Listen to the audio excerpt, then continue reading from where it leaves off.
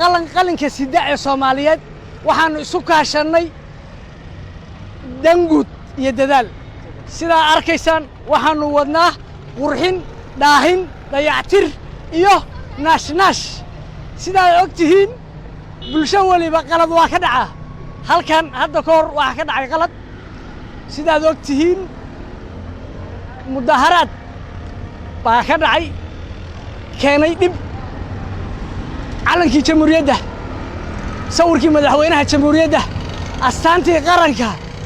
aynu ku weynay oo dad soo riday oo waliba lagu gubay si uu xushnimaa maadaama ay dhalinyaro ahaayeen dadkii waxa qaribay maantana waxa wanaajinaya waa dhalinyaradu ayagoo ciidan leh shacabna leh ayay isu kaashadeen qurxintii iyo dayactirkii dalka waxaan leeyahay oo aan dirayaa fariin wadaniyadeed oo wacyigelin ah sidaad ogtihiin bas stationka halkaa ku yaalla waxaa harsata hooyo waxaa harsada aabbo waa meelihii lagu dhisay canshuurta laydanka qaado hooyaa laga qaadaa canshuurta aabbaa laga qaadaa waa hanti qaran waa wax aan leenahay haddii cara dhacdo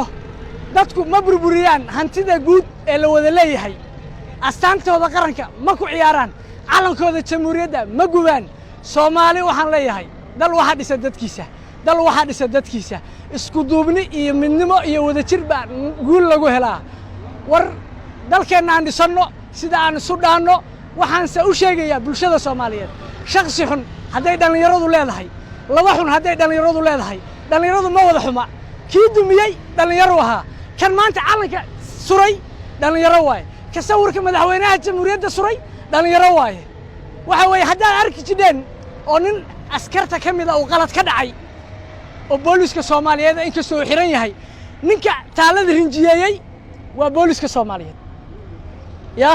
waa isugu jirnaa booliskii asluubtii nabasugudii militarigii laakiin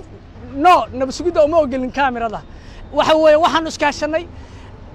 annagoo ah ciidamada israqaanka ciidamada qalabka sida dhalinyarada qalinka sida ee Soomaaliyeed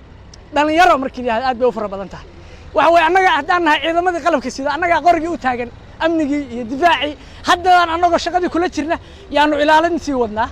waxa weeyaan Soomaaliya ha noolaato Soomaaliya ha noolaato Soomaaliya ha israacdo waxaan leeyahay ballanteenu waa shaqo biroon baaqasho lahayn war haddaad dalka qarxisaan dalka fool xumaysaan annagu waa qurxinaynaa waana dhisaynaa kamana daalayno laakiin nagu soo dayda Allah idin soo hanuuniyaan leenahay walaalayaal haddaad salay gubteen haddaad salay burburiseen maanta waa idin dhisnay way naga dhaxaysaa aan wada ilaashano wabillahi tawfiiq